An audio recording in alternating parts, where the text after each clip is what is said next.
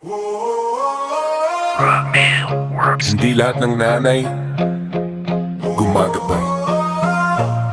May ilan pumapalakpak sa mali, tapos magtataka kung bakit naliligaw.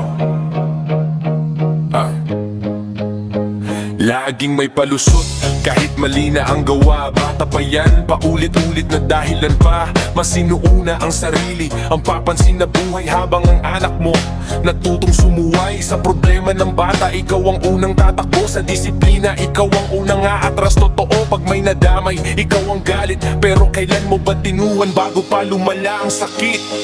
Napaka-konsentidor mong nanay, mali na pinapalusot mo pa rin araw-araw.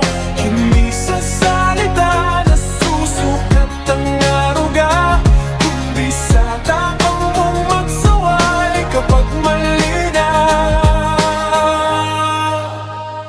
Hindi lahat ng oo ay pagmamahal, minsan yan ang ugat ng kapahamakan. Kung di mo kayang bantayan, turuan at igabay. Huwag mong isisi sa mundo ang maling asal ng anak. Pag dumating ang batas, huli na ang iyak. Hindi ka maililigtas ng galit o pag-iyak.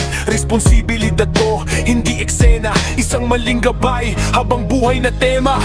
Ang pagiging magulang hindi pa cute, hindi paligsahan ng papansin o pauso.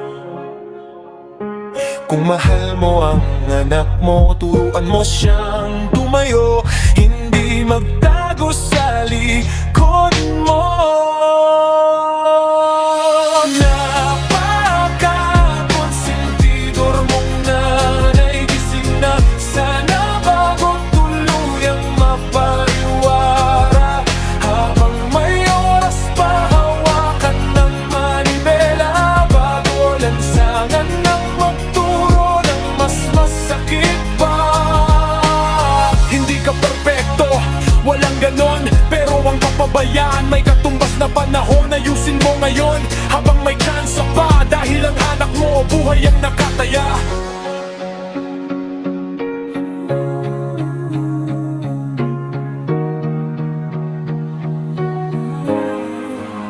Ay anak, okay lang yan, bata ka pa naman. Hayaan mo na, naglalaro lang yan. Huwag kang mag-alala, mommy's here.